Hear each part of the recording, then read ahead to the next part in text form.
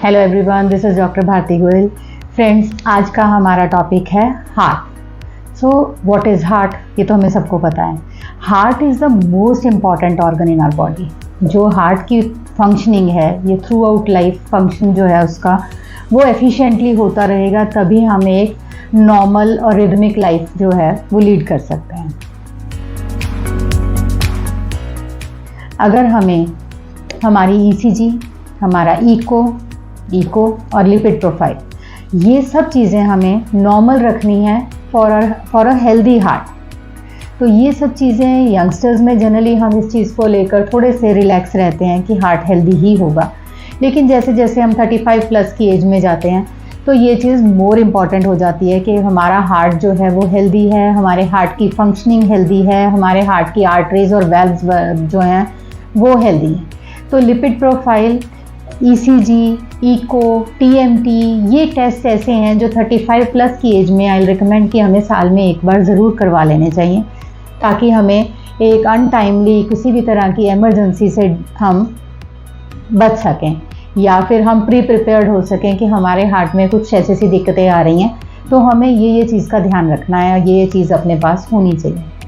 तो friends, normally एक ले मैन के लिए बिना टेस्ट के हमें कैसे पता लगता है कि हमारा हार्ट जो है वो हेल्दी फंक्शनिंग कर रहा है या नहीं कर रहा है?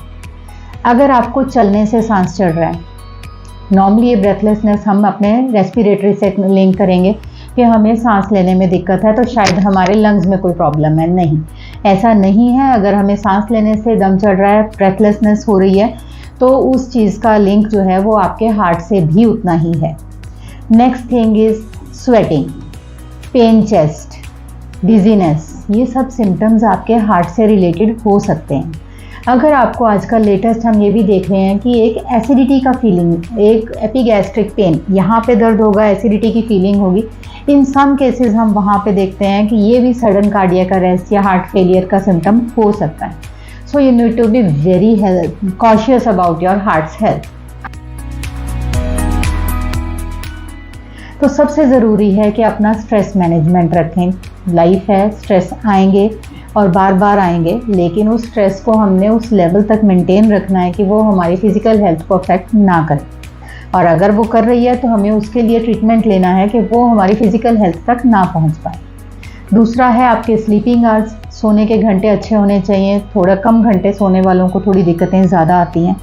आपकी डाइट, अगर आप अपनी डाइट में फैटी फूड, फ्राइड, ये सब चीज़ें ज़्यादा लेते हो, फास्ट फूड, जंक फूड का इंटेक ज़्यादा है, तो ये सब चीज़ें भी आपके हार्ट पे बैड इफ़ेक्ट देती हैं।